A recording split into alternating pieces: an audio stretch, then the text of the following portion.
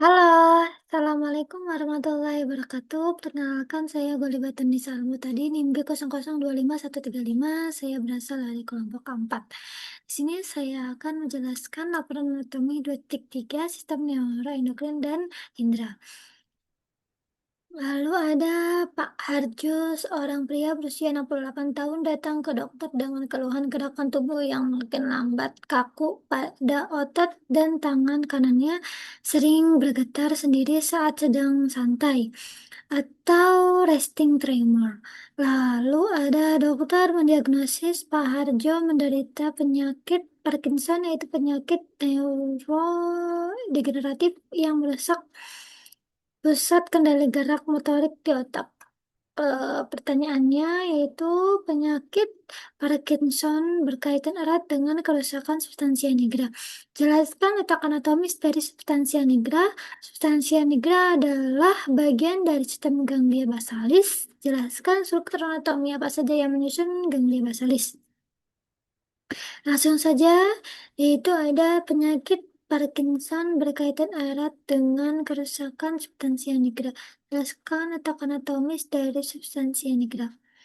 Jadi substansia nigra itu kan artinya hitam nih, atau abu ya. Entah. Eh, ya, dia itu berwarna hitam. Nih di sini. eh Selain ada substansia nigra, di sini juga ada pedunculus cerebri yang ini di atasnya substansia nigra, lalu ada tegmentum mesencepali yang ini, lalu ada tegmentum mesencepali yang ini, lalu tektum. Oh ya, bedanya tegmentum sama tektum gitu kan. Nah, ini kalau misalnya ini namanya tektum mesencepali. Nah, di sini tuh ada gambar seperti Mickey Mouse gitu kan. Gampang diingat. Ini adalah kupingnya gitu kan. Ini mukanya, ini matanya, ini mulutnya. Nah, mulutnya itu namanya aqueductus mesencephaly. Lalu di atas itu ada fossa interpeduncularis. Langsung saja. Oh ya, sepengetahuan saya, substansia nigra itu dia itu letak anatomisnya juga eh berada di posterior atau belakang crus cerebri dan anterior depan tegmentum otot tengah. Nah, substansia nigra itu ada dua pars, yaitu pars compacta sama pars radiata ya. Reticula, reticulata ya. Nah, reticulata. Compacta sendiri itu, dia itu wilayah padat neuron yang mengandung banyak pigmen neuromelanin gelap sehingga disebut substansia hitam. Nah, ada ini yang memproduksi neurotransmitter dopamin yang dikirim ke stratum untuk mengontrol gerakan tubuh, kematian, atau kerusakan pada neuron di bagian inilah yang menjadi penyebab utama. Terus ada pars reticulata itu adalah wilayah yang berfungsi sebagai area output ganglia basal dan terutama mengandung neuron penghambat GABA. Ya, sepengetahuan saya gitu kan, substansia nigra itu dia itu adalah kalau misal ini kan masih bagus ya. Jadi kalau masih bagus itu masih kelihatan warna hitamnya gitu. Nah, kalau misalnya sudah tua atau ya sudah nggak kelihatan gitu warna hitamnya, dia itu akan memudar sehingga menjadi warnanya itu lebih putih gitu. Sepengetahuan saya begitu. Lanjut saja, eh, itu ada substansia nigra adalah bagian dari sistem ganglia basalis dan jelaskan struktur anatomi apa saja yang menyusun ganglia basalis. Ganglia basalis itu ada yang melengkungnya atau yang warna hijau nih. Nah, yang warna hijau sendiri itu eh, adalah nukleus caudatus. Nah, nukleus caudatus sendiri itu dengan kaput di ujung anterior dan mengecil di posterior sebagai kauda. Kaput nukleus caudatus melanjutkan diri ke dalam putamen dan cauda nukleus caudatus berakhir di kompleks amida laidium. Lalu eh, ada dua nukleus lentiformis. Nukleus lentiformis itu ada terdiri dari dua bagian, yaitu ada putamen sama gladus pallidus atau medial sama lateral yang dipisahkan oleh lamina medullaris externa. Lalu ada corpus nucleus amygdaloideum itu berhubungan dengan sistem limbik berhubungan erat dengan uncus pada gyrus hippocampy. Itu ada yang keempat itu adalah claustrum lamina glycea. Glycea itu berarti abu ya, tipis di antara putamen dan insula.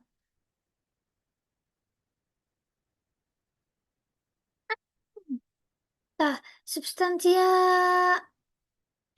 nigra sendiri itu adalah sekumpulan inti subkortikal di dalam otak yang berperan penting dalam pengaturan gerakan sama kognisi dan emosi gitu kan. Ketika kita emosi berarti substansia nigranya yang lagi eh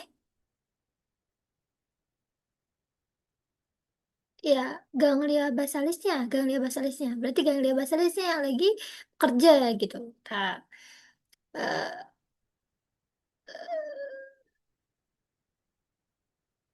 lanjut saja ke laporan 2, yaitu ada Pak Joko, seorang pria berusia 60 tahun tiba-tiba mengalami pusing berputar vertigo yang sangat hebat.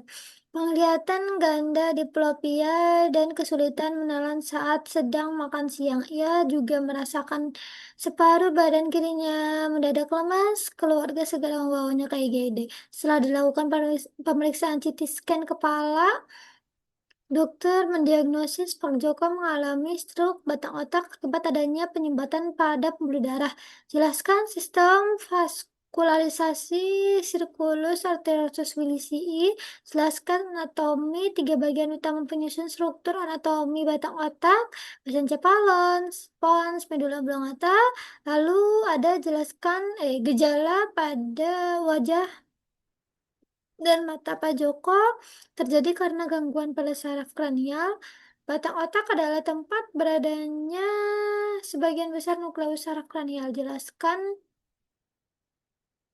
nervus cranialis apa saja, sebutkan nomor, nama, dan fungsi yang nukleusnya atau tempat keluarnya terletak di bagian pons. Langsung saja, di sini ada pertanyaan, jelaskan sistem vaskularisasi sirkulus arteriosus Wilisii. Ini saya ambil dari yang ditulis oleh Walter C. Cheney. Nah, Wilisii itu, dia itu eh ini dia adalah Wilisii.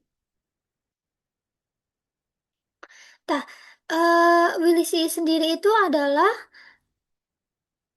cincin pembuluh darah berbentuk poligonal di dasar otak yang menyatukan sistem sirkulasi darah utama ke otak.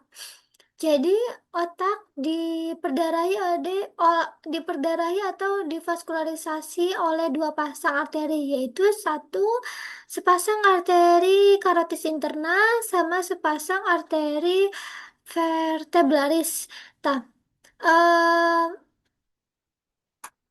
dalam rongga kranium, keempat arteri ini membentuk sistem anastomosis, yaitu sirkulus Wilisii. Jadi, eh, kranium itu berarti kepala gitu kan. Kranium, arteri ini membentuk sistem anastomosis, yaitu sirkulus Wilisii.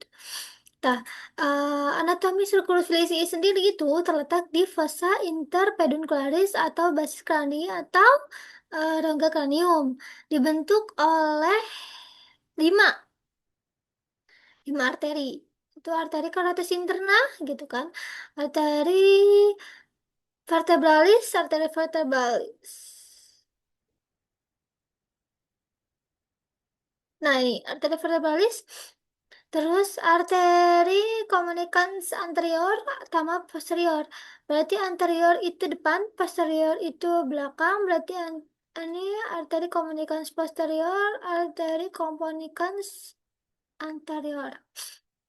Terus ada arteri cerebri anterior ini sama arteri cerebri posterior. Anterior sama posterior ini posterior,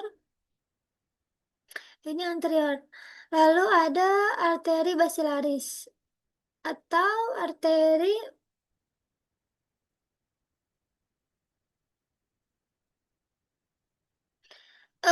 atau pons gitu kan. Tah, jelaskan anatomi tiga bagian utama penyusun struktur anatomi batak otak, mesencephalon, pons, sama medula oblongata. Tah, eh mesencephalon itu adalah otak tengah. Kalau misalnya pons itu yang tadi ya, pasti yang tengah-tengahnya itu tas sama medula oblongata. Mesencephalon atau otak tengah itu adalah bagian teratas dari batang otak yang menghubungkan pons dengan otak besar di encephalon. Atau retrum atap terletak di bagian posterior terdiri dari empat tonjolan yang disebut corpora quadrigemina. Ini mencakup sepasang colliculus superior, pusat refleks visual, dan sepasang colliculus inferior, pusat refleks auditori. Kata mesencephalon sendiri itu bagian dasarnya berisi formasi retikular serta nukleus merah dan substansia nigra yang berperan penting dalam mengontrol gerakan motorik dan tonus otot. Pedunculus otak sendiri itu atau oculus cerebri itu serabut saraf motorik tebal yang membawa impuls dari korteks cerebral menuju pons dan sumsum tulang belakang. Nah, fungsi da- dari mesin cephalon sendiri itu adalah mengontrol gerakan mata, mendengar, terus selain mendengar itu adalah penglihatan dan respon motorik bawah sadar. Jadi, eh, di bawah kesadaran kita. Misalnya ada benda mau jatuh nih. Benda itu mau jatuh. Misalnya kita mau makan, kita mau makan. Tah, tiba-tiba kan kalau kita mau makan tuh pakai sendok. Tah, tiba-tiba si sendoknya itu jatuh. Jatuh misalnya si sendok itu jatuh. Tah, apa ya? Ada gerakan yang dimana di mana di bawah kesadaran kita gitu kan. Tah, itu yang menggerakkan itu adalah mesencephalon atau otak tengah. Lanjut ke pons. Lanjut aja. Pons merupakan struktur menonjol yang terletak di antara mesencephalon dan medula oblongata serta terhubung langsung dengan cerebellum atau otak kecil. Jadi, pons sendiri itu bekerja sama dengan otak kecil atau eh, bisa kita sebut cerebellum. Tah, melalui pedunculus cerebral. Tah, serabut saraf berisi serabut saraf yang melintang transversal yang menghubungkan kedua belahan otak kecil untuk mengkoordinasikan gerakan. Nukleus kranial menjadi tempat asal atau persarafan untuk beberapa saraf kranial penting, seperti saraf trigeminus 5, abducens 6, facialis 7, dan vestibular 8. Nanti saya akan lanjut menjelaskan 5, 6, 7, 8 itu di slide selanjutnya. Lalu ada pusat pesarafan mengandung pusat pneumotorik dan apeneustik yang bekerja sama dengan medula oblongata untuk mengatur ritme dan kedalaman pernapasan. Fungsi utama dari pons sendiri itu adalah berperan dalam koordinasi gerakan, keseimbangan, serta regulasi pernapasan dan tidur gitu kan. Nah, ketika kita itu tidur,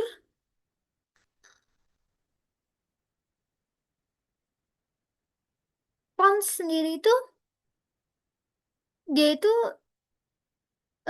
yang mengontrolnya gitu.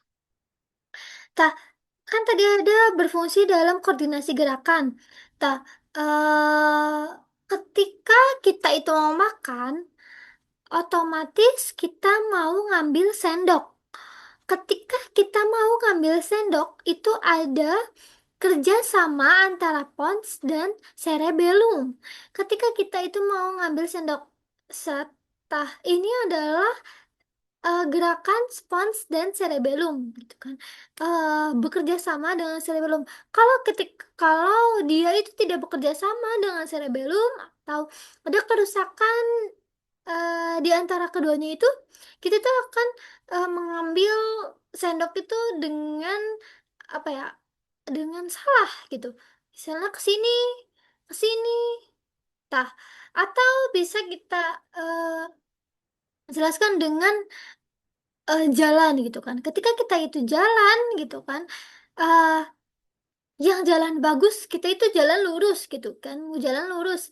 Tapi kalau misalnya ada kelainan gitu kan, atau ada penyakit di pons atau cerebellumnya, dia itu akan jalannya miring.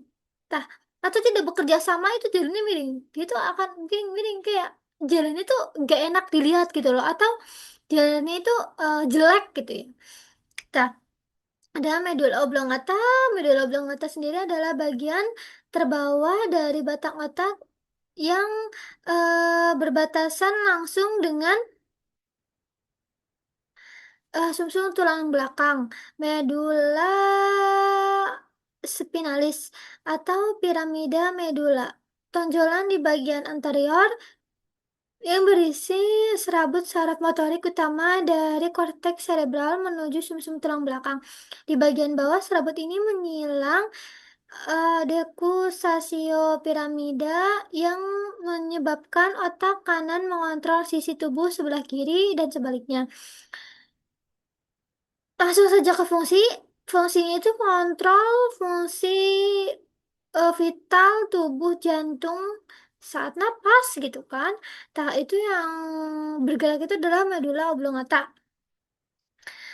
Jantung saat napas dan refleks pencernaan ataupun maupun pernapasan. Ketika pons itu bertidur, kita itu butuh bernapas, berarti medulla oblongata yang bekerjanya. Tah, di mana sih pons itu? Pons itu nih, ini kan, ini otak kan otak kita ya. Ini otak kita. Ini otak kita, nih otak kita. Ini kepala kita, ini otak kita. Tah, ini medulla oblongata nih, medulla oblongata. Ini medulla oblongata nih. Nih, medulla oblongata. Lalu ini adalah pons. Nih, ini pons. Nah, ini mesin cepalan. Tah, langsung saja gejala pada wajah dan mata Pak Joko terjadi karena gangguan pada saraf kranial. Batang otak adalah tempat beradanya sebagian besar nukleus saraf kranial. Jelaskan nervus cranialis apa saja, sebutkan nomor, nama, dan fungsi yang nukleusnya atau tempat keluarnya terletak di bagian pons. Tah, eh dia itu hanya empat ya, yang keluarnya itu terdapat empat saraf kranial utama yang nukleus atau saraf keluarnya eh, area pentomedularis terletak di bagian batang otak atau saraf-saraf ini mengatur sensasi dan pergerakan pada wajah serta mata. Jadi ada empat nervus yaitu nervus 5, 6, 7, 8. 5, 6, 7, 8. Iya, ada 4, 5, 6, 7, 8. Iya, benar. Dan nervus trigeminus, abducens, facialis, sama vestibulocochlearis. Nah, langsung saja dia itu yang mana? Ini 5 nih. Ini yang 5. Ini 5 nih. Ini 5. Tak, ini 6. Ini 6. Ini 7. Ini 8. 8, 7, 6, 5. Oke. eh Langsung saja. Fungsinya itu merupakan yang dari yang kecil dulu ya, dari yang kelima, yaitu fungsinya merupakan saraf terbesar yang berfungsi ganda sensorik dan motorik. Fungsi sensorik mengantarkan sensasi sentuhan nyeri. Tak, ketika kita itu terasa nyeri gitu kan, terus dan suhu dari wajah ke otak gitu kan. Sedangkan fungsi motorik mengendalikan otot untuk mengunyah. Ketika kita itu mengunyah, nah yang mengendalikannya itu adalah nervus 5.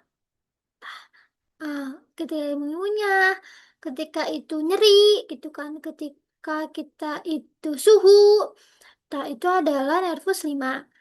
Nah, ada lagi nervus 6. Fungsinya mengontrol otot rectus lateral mata yang bertanggung jawab untuk menggerakkan bola mata ke arah luar. Jadi, kalau misalnya ke arah luar berarti itu adalah nervus 6 atau abducens. Jadi, abducens. Ya, abducens itu dia itu di mana? Itu. Nervus abducens, kan nervus abducens itu di sini ya, nervus abducens. Tapi bisa dilihat di sini juga di dalam mata. Nah,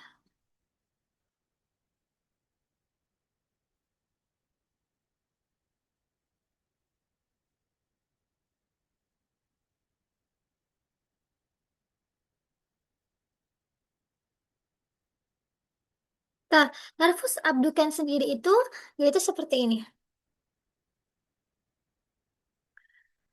Eh, Nah, ini yang warnanya kuning itu adalah nervus abducens. Dia itu berada di mata, ini kan mata ya. Nah, ini adalah ke arah luar. Berarti ketika kita itu di sini, nah, ada ada akan ada muskulusnya, ada nervusnya. Kalau misalnya nervus optikus itu langsung ke matanya kan, nah sebelahnya muskulus lateral ya, muskulus lateral gitu kan. Nah, dia itu ada nervus abducens atau nervus 6. Nah, ini nervus abducens. Dia itu nah, nah ini kelihatan ketika kita itu eh nah ini dia itu melewati kanalis yang ada di sini. Hmm. Kanalis nih yang bolong-bolong ini adalah kanalis ya. Dia itu melewati kanalis. Nah, nah masuk ke sini. Nah, ya.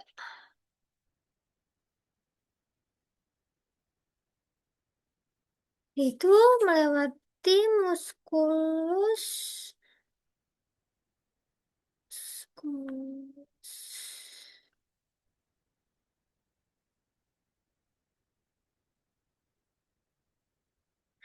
Oh, musculus rectus lateral, ta. Kan ini kan musculus rectus medial, ada lateral, lalu ada nervus abducens atau nervus 6 yang nanti melewati kanalis gitu kan, melewati kanalis atau lubang masuk kanalis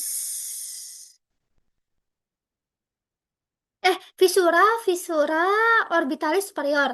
Ketika masuk ke visura orbitalis superior, yang ini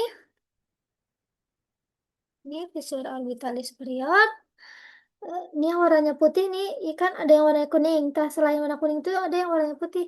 Ini nih, ini yang warnanya putih. Dia itu masuk ke visura orbitalis superior gitu kan. Masuk ke visura orbitalis superior.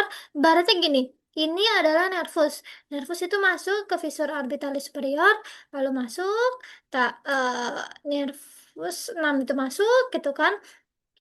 Tak, tah, dia itu yang fungsinya untuk otot-otot ekspresi wajah. Salah-salah. Untuk lateral mata yang bertujuan untuk menggerakkan bola mata ke arah luar atau ke arah luar ya, ke arah luar. Berarti ke sini. Ini mata mata aku ya, di sini. ke arah luar. Kalau misalnya ke arah dalam, ini ke sini. Ke sini. Nah, ini kayak juleng itu ke arah dalam. Tak kalau juleng itu kalau misalnya ini matanya ke sini itu ke arah medial. Kalau ke lateral itu ke sini kayak ke sini, ke sini kayak ke sini gitu kan. Nah, itu ke arah lateral gitu. Ada nervus facialis. Nervus facialis sendiri itu berfungsi untuk mengendalikan otot-otot ekspresi wajah yang mengatur kelenjar air mata dan ludah serta menyampaikan sensasi mengecap pada 2/3 bagian depan lidah. Pertiga bagian depan lidah. Nah, ketika kita itu menangis gitu kan, eh iya, ketika itu menangis atau meludah gitu kan, itu adalah yang mengaturnya adalah nervus facialis atau nervus facialis ini ketika itu mata, eh, nervus facialis.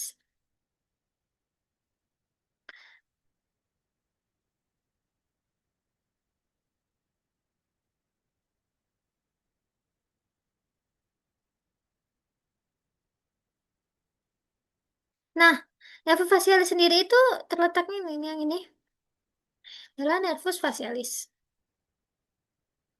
Nah, ini adalah nervus facialis berada di sini. Ini nervus facialis. Jadi, ketika kita itu eh, kan ada ini kan mandibula nih. Nah, sebelahnya mandibula jadi menempel eh kan mandibula itu nempelnya ke ramus zygomaticus. Nah, abis jalannya kayak kayak apa ya? Kayak jalan kabut terus jalan selanjutnya jalan yang di depannya gitu kan. Nah, adalah nervus 7 gitu. Nah, ini kan nervus ya, nervus 7 itu nervus facialis. Nah, facialis dia itu nah, itu masuk ya, masuk ke dalam. Nah, ini masuk ke dalam nih. Nah, ini nervus facialis. Nah, dia itu masuk lalu masuk ke sini. Aduh, nah ya pokoknya situ ya. Nah, terus eh, fungsinya itu tadi untuk air mata sama ludah. Lanjut ke eh, nervus vestibulocochlearis atau nervus 8 berfungsi untuk bertanggung jawab atas dua fungsi sensorik penting yaitu pendengaran dan keseimbangan fungsi vestibular. Itu pendengaran koklear berarti vestibular berarti keseimbangan. Nah, dia sendiri itu adalah eh baru di sini kan itu keseimbangan sama pendengaran. Jadi tadi kan kalau nervus 7 itu dia itu untuk air mata sama ludah. Nah, kalau misalnya nervus 6 dia itu adalah untuk ke arah lateral. Nah, dia itu ke arah lateral. Nah, nervus 5 itu dia itu berfungsinya untuk mengunyah, suhu, nyeri. Nah, itu nervus 5. Eh, Nervus 8.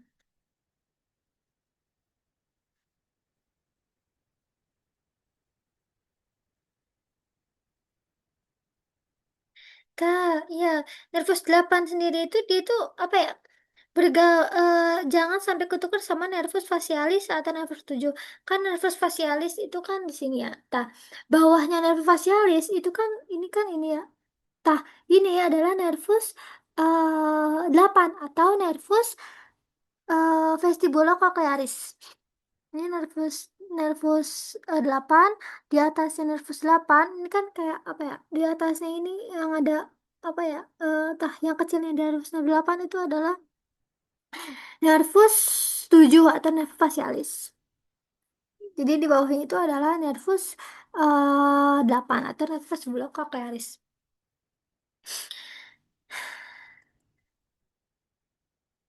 Eh,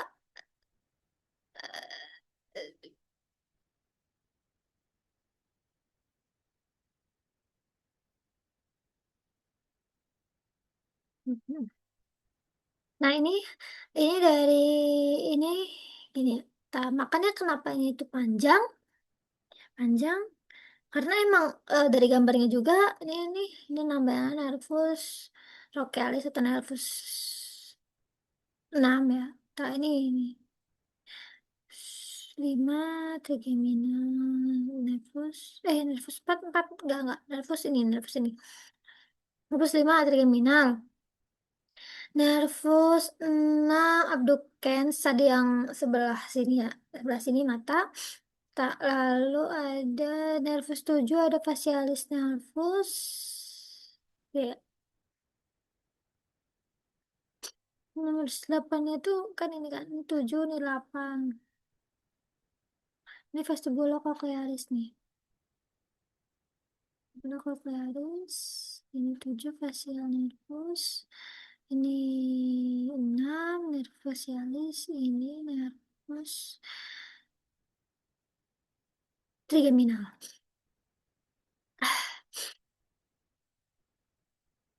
Terima kasih telah menonton video saya. Kurang lebihnya mohon maaf. Billahi taufik walhidayah. Wassalamualaikum warahmatullahi wabarakatuh. Dadah.